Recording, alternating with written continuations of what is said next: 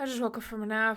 I don't know what time it is, and I hear an ice cream truck outside. Help me. I've been saying I wanted to do this video for a little while now, aka in my brain. I did not actually verbalize this to anybody but my brain. So I finished Alan Wake 2 as of recording this video 1 week ago. I want to poorly explain the plot of the game before I go in play the final draft, which is New Game Plus, because I know there's some things that change when you play New Game Plus, so I want to get all of my badly explaining the plot of the first round of the game out before I actually go and play New Game Plus, and then fuck with the timeline some more. So here we go. I have no idea where to begin. So the way I'm picturing this in my brain, because there's two different, you play as both Saga and Alan, I think it's best to have them both in their own little circles. So we're gonna start with Saga over here in her circle, and then we're gonna have Alan over here in his little circle, so that way it's easier for their paths and lines to intersect as need be. So we start off the game with seeing this butt-ass naked man coming out of the fucking swampy swamps of Cauldron Lake and essentially gets murdered. He gets moited. He gets unalived, killed, whatever shall you say. Who is this mysterious man, you may be asking? We don't find this out until later, but we know it becomes Nightingale, who is the cop FBI dude from the first game, who is after Alan Wake, who went missing in Chapter 5 or Chapter 6 of Alan Wake 1, who is now resurfaced, quite literally, 13 years later at Cauldron Lake. So Saga arrives at the scene as an FBI with her best buddy ever, Agent Casey. Why am I forgetting his first name? Alex. Haha. Alex Casey. And these two are both FBI buddies. We're going to put that in a very bright blue. They are both FBI Incorporated, and they are here in Cauldron Lake to see what's going on with Agent Nightingale, because he has resurfaced from the lake, and people are like, we have his body in the autopsy. We found him dead at the lake. We don't know what's going on. So they call in the FBI because technically Nightingale is one of them. So that's actually good to note that he is FBI. Oop, that is not blue. I'm trying to stick to a color key here because we know what happened the last time I didn't do a color key. That was a nightmare. So Nightingale, also FBI. And he has been moited, so he is dead, goodbye. We didn't like him anyway, so I'm kind of very much okay with this. We, as Saga and Casey, the tutorial sequence is to go explore Cauldron Lake, which I guess I'll put here, and we can put it in this mystical green, Cauldron Lake. So they go and explore Cauldron Lake, boop, boop, boop, boop, boop, and go through the whole tutorial sequence of learning how to do combat and go and do all the things. While we're at Cauldron Lake, we find this page.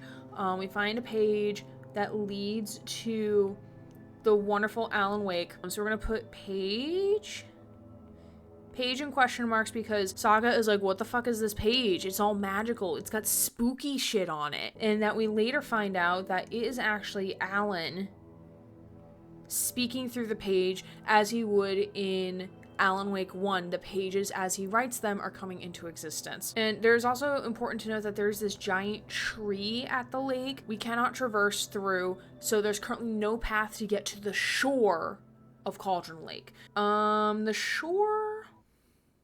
Can we get a beachy sandy color here? Yeah, let's do that. Beach? No. Can't get there. We don't know her. We're not allowed at her party anymore. So we can't get to the beach. So we go back to see the autopsy. Also find out that Nightingale was killed by this cult named Cult of the Tree. So I'm going to put Cult of the Tree. The Cotton. Yeah, cool. He was killed by the Cult of the Tree, and we don't know their motives. We're assuming that they are the bad guys of the Cauldron Lake area. So while we're there, we meet a guy named Tim Breaker. How do I want to do this? So, sheriff station, and the sheriff is Tim Breaker, who is the cousin or something to Sarah Breaker, or sister, brother, something, I don't know. Sarah Breaker, who worked with Alan back in Alan Wake 1. So I'm gonna do like their big first big line here. Whee!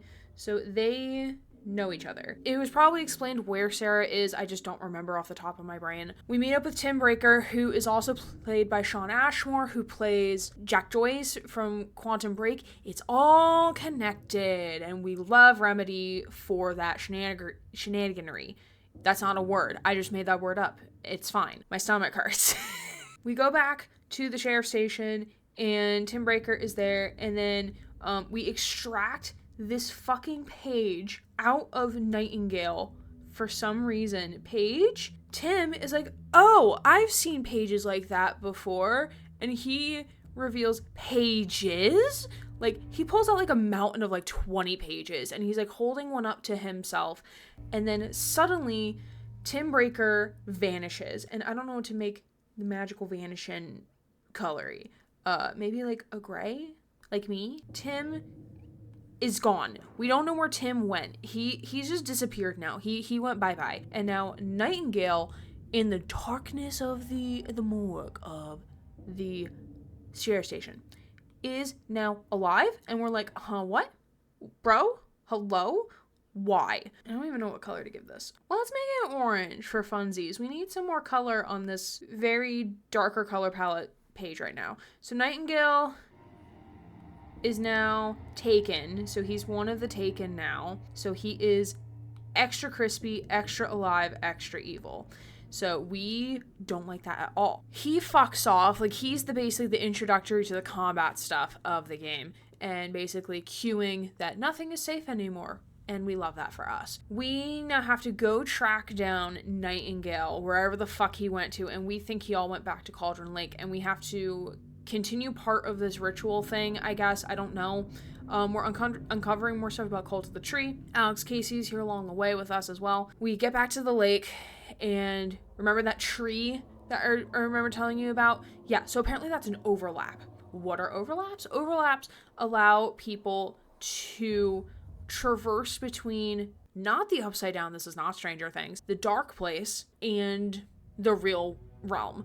So there's a tree there called the Witch's Ladle. God damn it, I don't know what color to give this either. Let's take this color. Sure. Tree equals overlap. We have to do this ritual thing, and we do this ritual thing, and it opens the overlap at Cauldron Lake.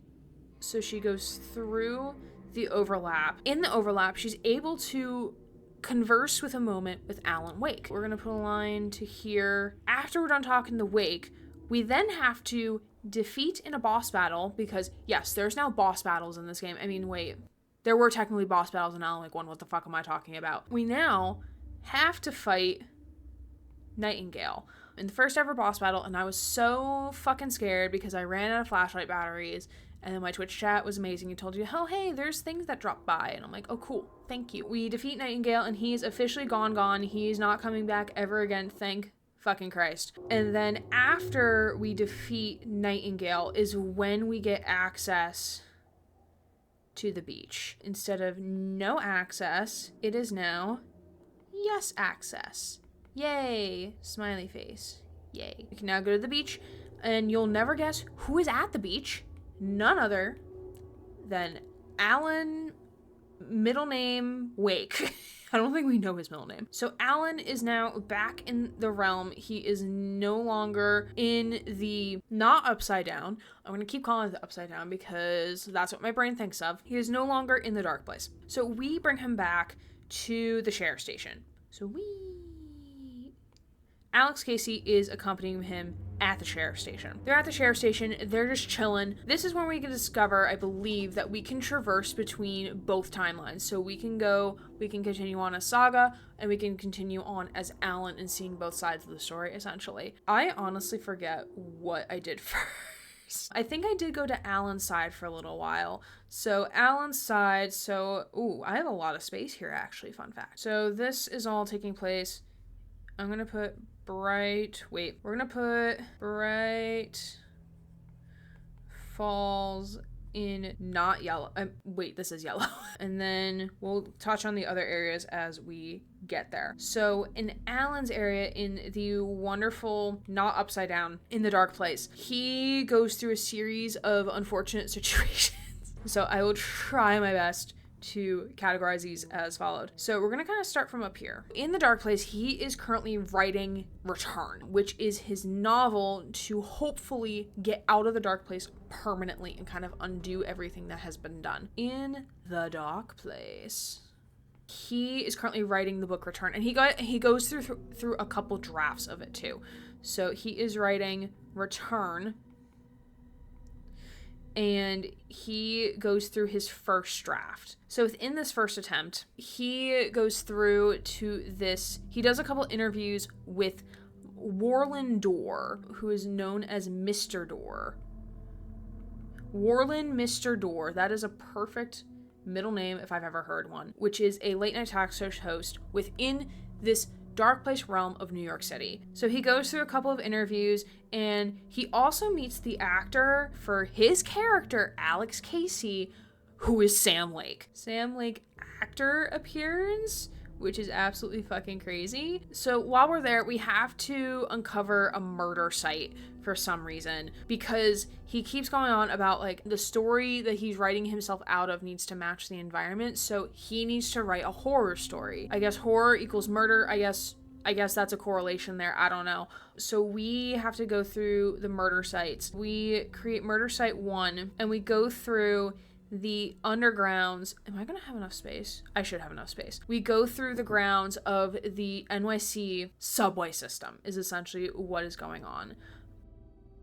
And who gets murdered, you asked? Not Alex Casey. Not this time, I don't think. But Alex Casey is there. So Alex Casey is here on the scene, and they're both played by the same guy. So Alex Casey is here, and he's kind of being like this, not necessarily guiding light, but he's like this other person that like Alan can talk to while going through this. And oh god, this is a lot.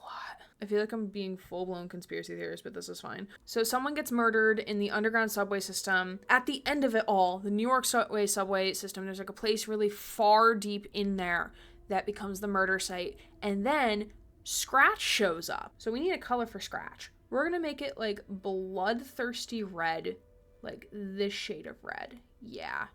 So Scratch appears and drives us further into the story, and then we finally go to Parliament Tower. I'm gonna put Parliament Tower in like a nice shade of purple, and you'll kind of see how these all have like a similar structure in terms of like each Allen section has a certain structure to it. So we go to Parliament Tower, and that's where we see Alice. Not actually, but in video format. So I don't know what color to give her. I mean, I could just give her black. Yeah, that's fine. Alice is there in video format. She's talking about how Scratch has been following her. So Scratch has been following Alice around ever since Alan basically disappeared. This is where I think I jump back to Saga's timeline. Was given a tip to go to Watery. Watery is this neighboring town to Bright Falls that also has issues with the lake and has seen some weird shit going on. So I'm gonna put Watery, Washington down here. Saga goes by herself to Watery because Alex is still at the sheriff's station with Alan. We got a tip that Saga's trailer is there at Watery in the trailer park. And Saga's all like, I've never lived in Watery. And everyone is like, yeah, you have. Why are you playing dumb? So in essence of what is happening, the story is changing everything around her, including her actual life. She never lived in Watery. Her kid Logan is still alive, and everything in her family is fine. What is happening with the story is that she used to live in Watery. Logan died in Watery, and then she fucked off out of there after Logan passed away. She has a current motive to undo the story because she doesn't want her own kid affected, which makes sense. If you're a good parent, you don't want anything bad happening to your kids. And she's getting kind of upset at Alan for like putting Logan in this situation in the first place, which makes sense. There are some couple locations that we go to. So the first location is you can hit up I think it's like this like restaurant or something, and you wouldn't guess who's there. It's fucking Autty from Control, who Autty is also spotted at the talk show as well. So Ati is there, and he's singing his heart out on the stage. We love that for him. Then the next place we go to, which is the bigger portion, we go to Coffee World. Yes, there's an actual place called Coffee World. It's kind of fucking hilarious. And honestly, they should make a theme park in real life called Coffee World. I would go to that, even though I don't drink coffee. Though I do feel like I need some coffee right now. So Saga goes to Coffee World because the Koskela brothers... Koskela? I think I pronounced that correctly. Koskela brothers told her that the key to her trailer is in Coffee World, and we have to take this whole back roads trail to get into Coffee World because the water has flooded over the road, even though we could probably just walk through it. It doesn't look that deep. But, like, I get flooding concerns. Don't want to wade in flooding water. I get it. Understandable.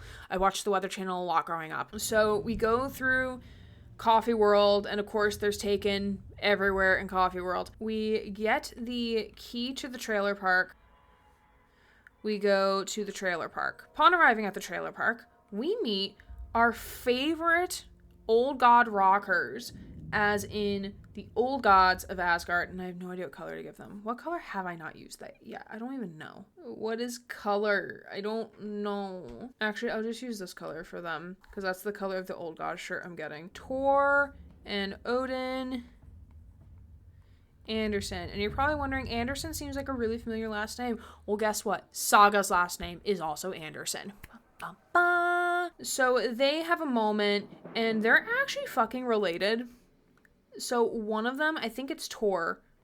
Thor is her grandfather, and like Odin is like the great uncle, whatever. I don't actually remember the lineage there, but they're related to each other. And Saga's like, wow, I wonder why my mom, Freya, all fucking Norse names here, never told me about y'all. And then like seeing them talk, she's like, yeah, I kind of understand it now. But also, why didn't you tell me? So we check out the trailer at the trailer park. I don't think we gave a color for Logan. I'm just gonna put in black just to make my life easier. Logan dead? Because everything in the trailer is suggesting that Logan is dead, that Logan no longer exists in this lifetime. Saga is royally pissed off and confused and annoyed. She has to go back and find another overlap to try and communicate with Alan. And in the process of that, we find out that Thornton and Mulligan were actually the cops who took us to the murder site at Cauldron Lake, who are actually cops from the first game. And now, when we meet them at Coffee World, they both become Taken. So I'm not sure if they actually died. I'm assuming so.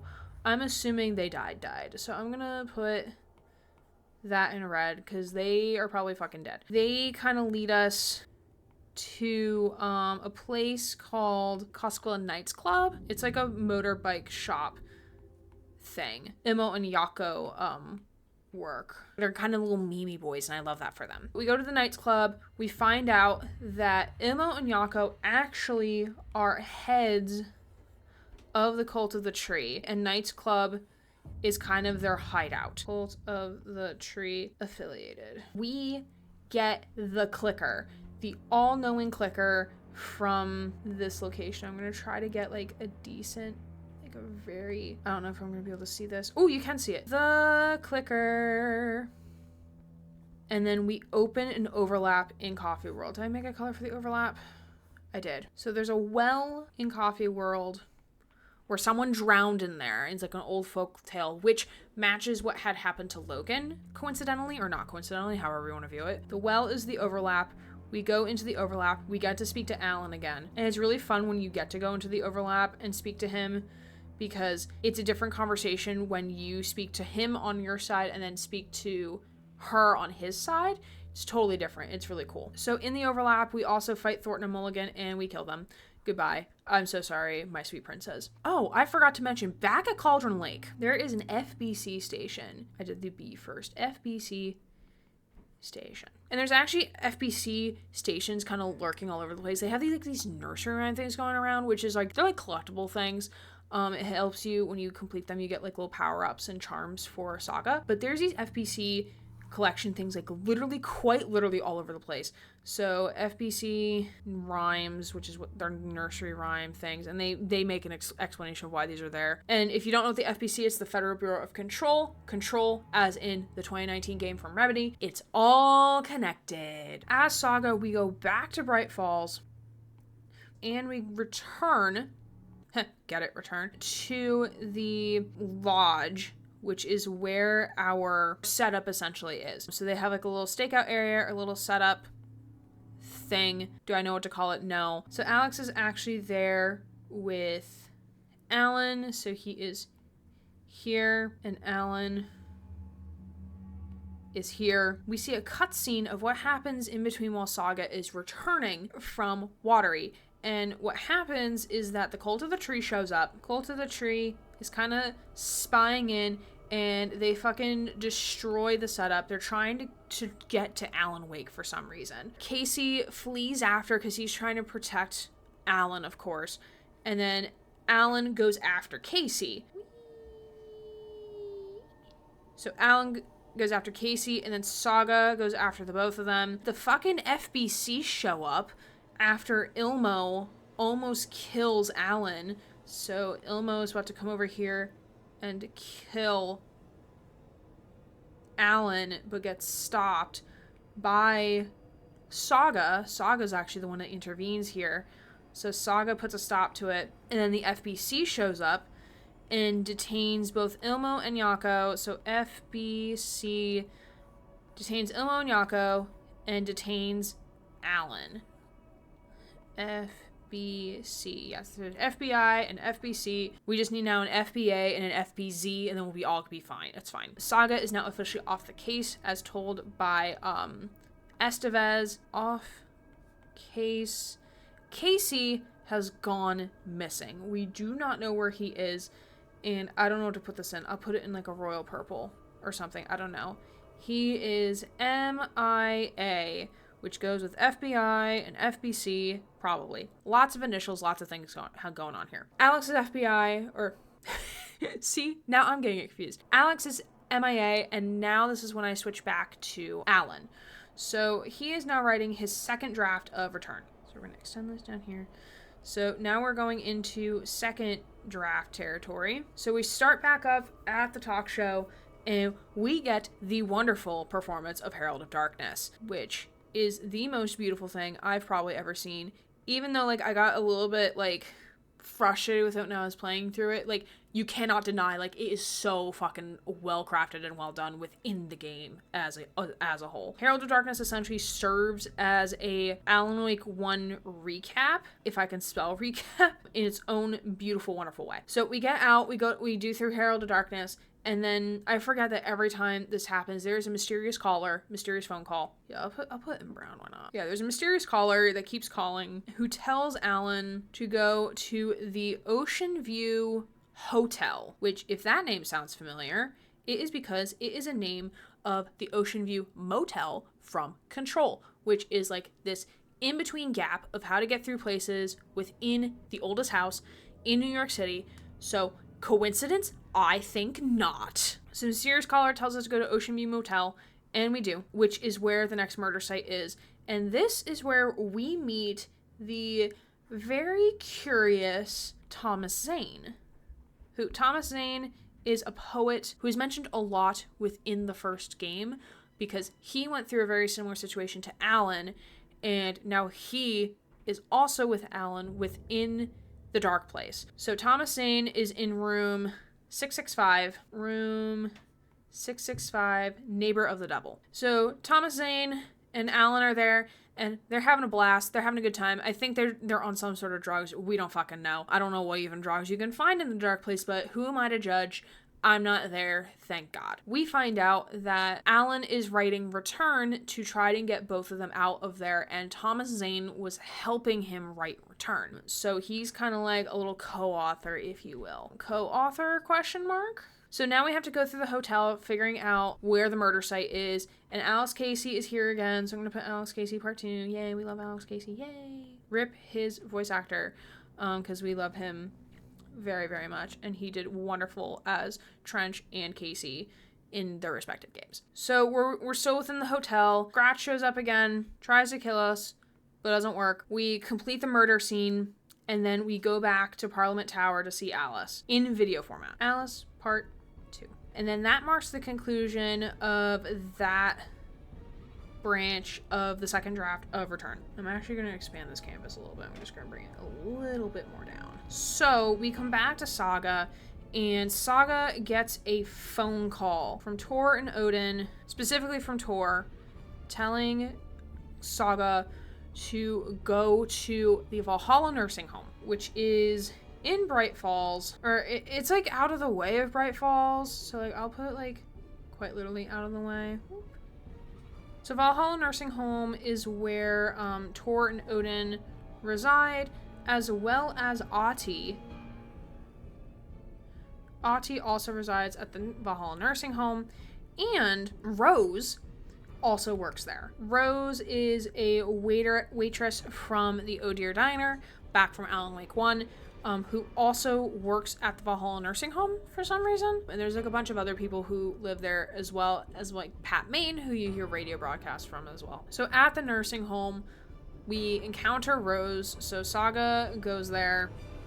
Saga goes to the Valhalla nursing home because she is now looking for Casey, but wants to see what's up with Tor and Odin. And Rose is like, I can't help you because, like, I need to wait for Alan. So Rose is still, like, fully believing that she is helping Alan in some way, shape, and form. So we go and talk to Tor, or we talk to Odin, because Tor is now currently missing, or was taken, or something like that. So Tor is currently missing. We kind of don't know where he is. Then we find out he's like in the rehab section because he's not acting fully as he should. So we talk to Tor. So we talk to Odin. Odin is like, yeah, Cynthia Weaver is bad, blah, blah, blah, I don't trust him. Well, actually, Odin gives us a little bit more information about, like, this mind place that Saga has, which I'm going to put over here in probably, like, maybe pink or something. Mind place.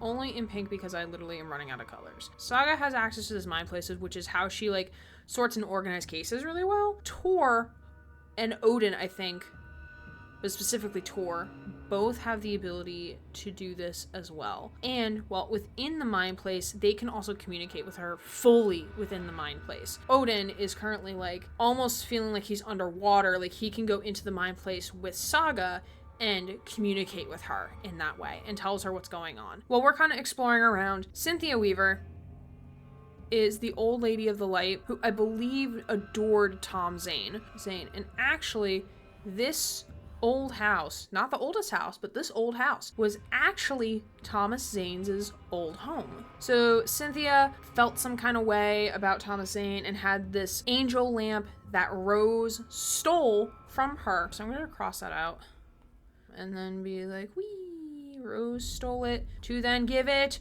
to Alan in the dark place. It's all connected. So this really makes Cynthia goes off the wheels.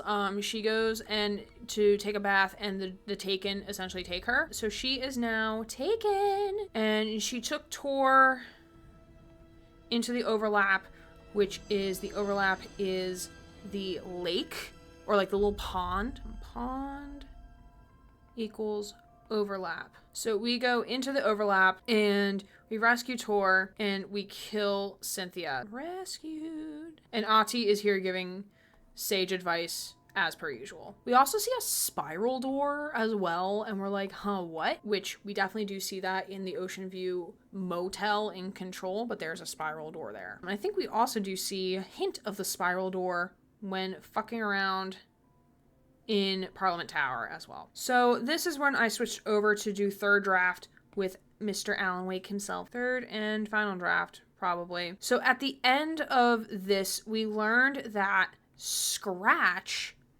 is the one actually fucking with and making the corrections of Return. Scratch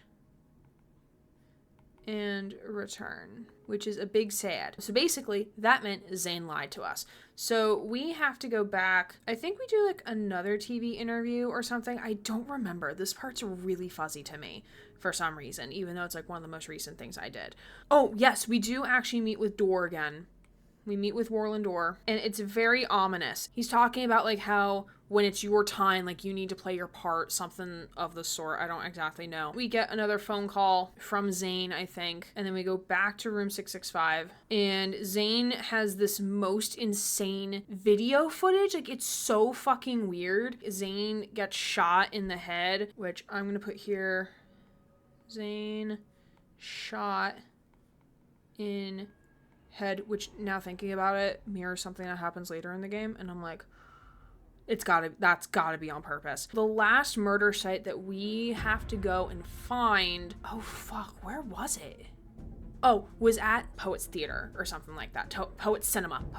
So we go to Poets Cinema, which is airing Thomas Zane's Lost film. And throughout all of this, like, there is, within the Dark Place, there is their own version of Cult of the Tree, which is called Cult of the Word.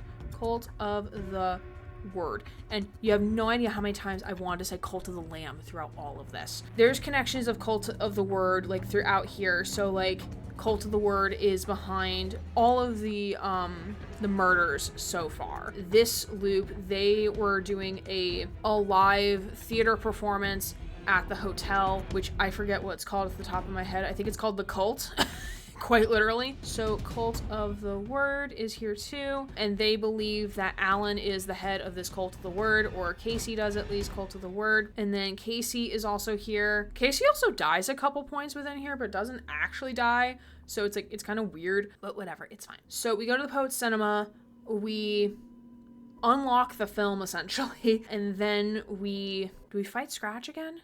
Or not fight Scratch, but go there. We get into the projection booth. I'm trying to remember.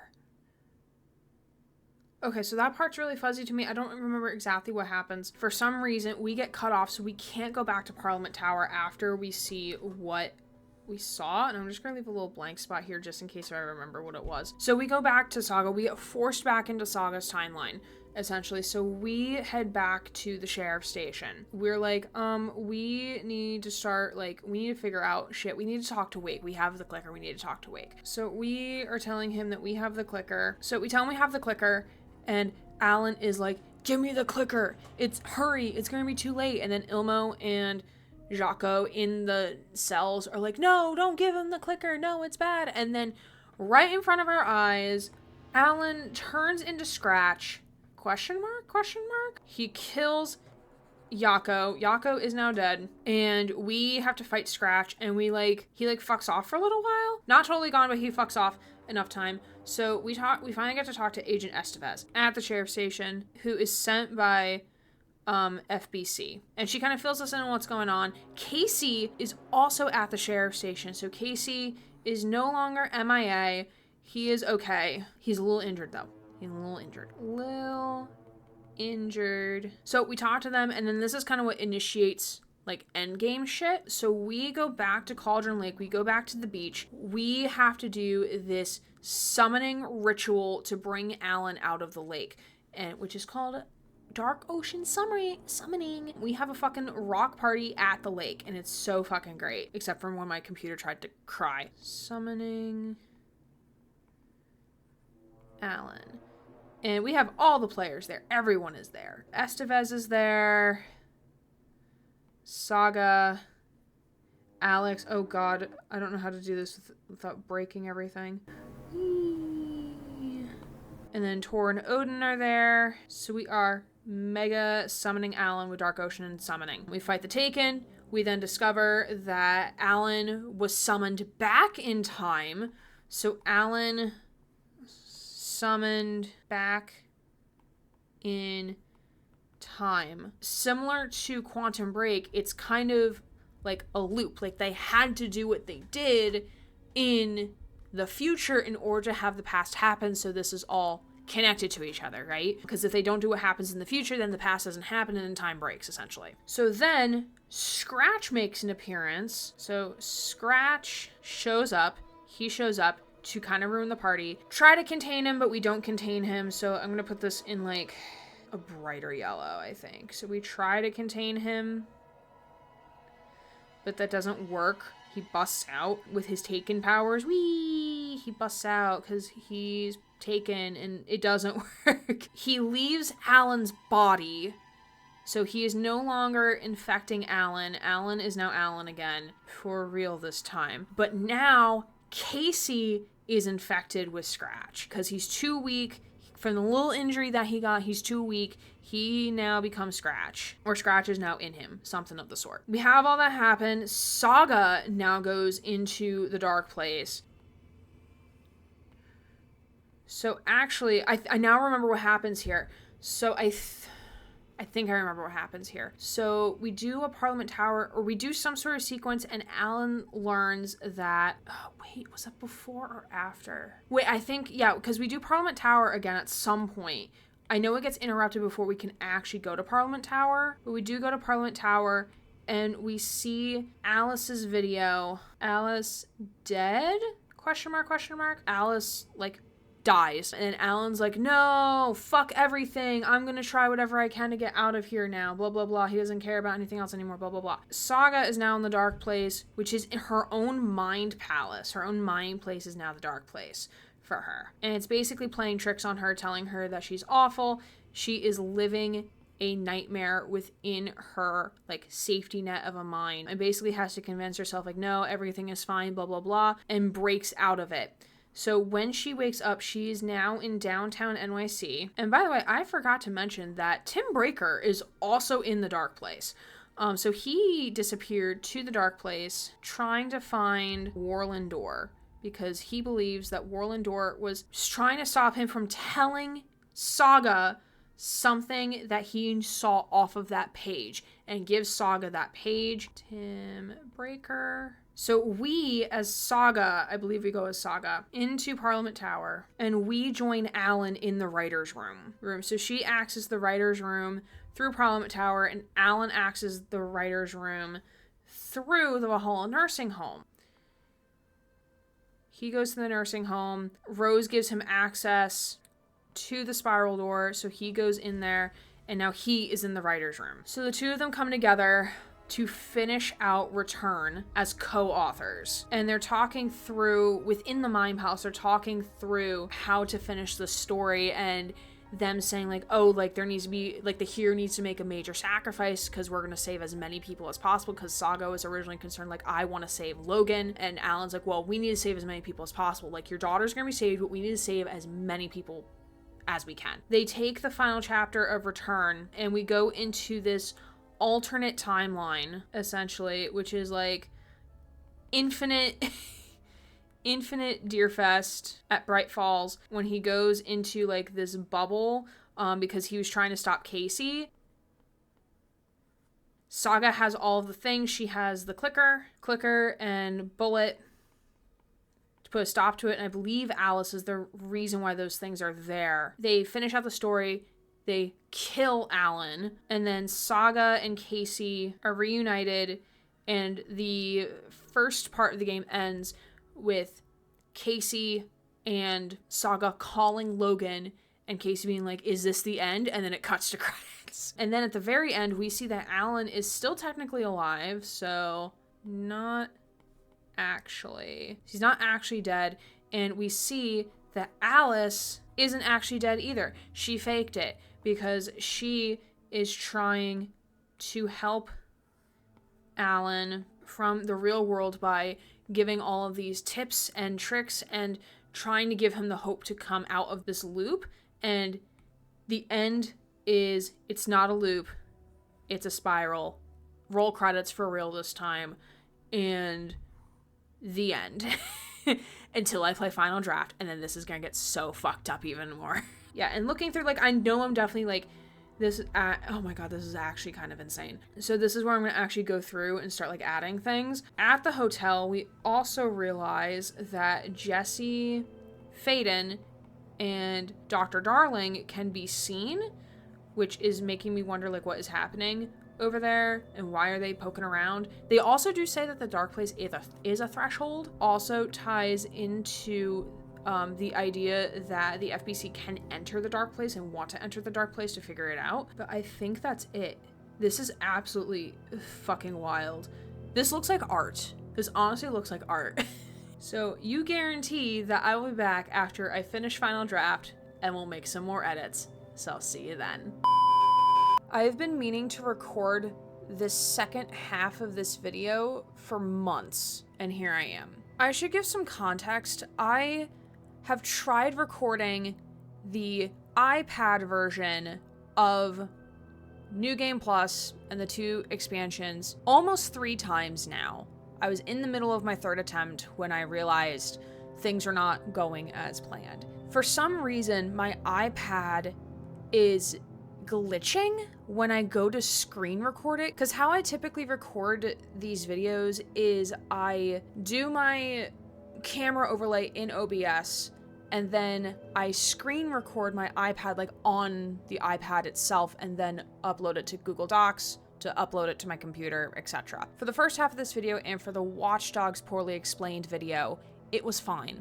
Then for some reason, when I went to go record the second half of this video, it just stopped functioning as intended, and I can't figure out why. So I have the audio and camera for my 2 other times trying to record this video, but the iPad is just completely glitches out. It didn't record all of it, and it's like recorded in these weird chunks, so it's not like a just segmented version of the entire recording, like where it like quit out after a certain point. It's just completely choppy. Like there'll be one frame where it's like on a certain position and then it freezes there for like 20-30 seconds to a minute, and then it'll jump ahead to wherever I am and then just repeat that process. So like none of it is usable, which is kind of disappointing because my commentary for the first one is pretty great, if I do say so myself, but I just have no footage to show you. And I'm getting really tired of having to re-explain New Game Plus and the expansions, because now when I do it, I feel myself leaving things out because I know in my head, like, oh, I've already talked about this because I'm referencing the other multiple attempts I have in recording this video. So sadly, there will be no New Game Plus version or expansion talk. Whatever past me talked about in regards to the base game is all we have for this video. I'm so sorry. I wish I could show what I had, but it's kind of broken and I don't know why. Regardless, I really hope you enjoyed my poorly explained of the base plot of Alan Wake 2. It was a pleasure to go back and rewatch this content after it's been a long time of it just sitting there, considering I have new glasses, new camera, new everything in a way in between recording attempts. So that was a treat for myself. So I hope you enjoyed that portion of it. I hope to maybe figure out what's going on so I can do a poorly explained video of Mass Effect. But if you want to see more content like this, feel free to subscribe to my channel. I go live usually 3 days a week over on Twitch playing a variety of different games, and we hope to see you in the next installment. And I will definitely be playing FBC, Firebreak, and Control 2, and whatever else Sam Lake, the graceness that he is, decides to give us. I'll play all of it. I will, and I will probably stream it. With that, I guess this is the end of the video? This is really weird to end it like this. But thanks for sticking around, thanks for watching, and I will see you all real soon. My name's Aaron Gray, queer value Twitch streamer, signing off.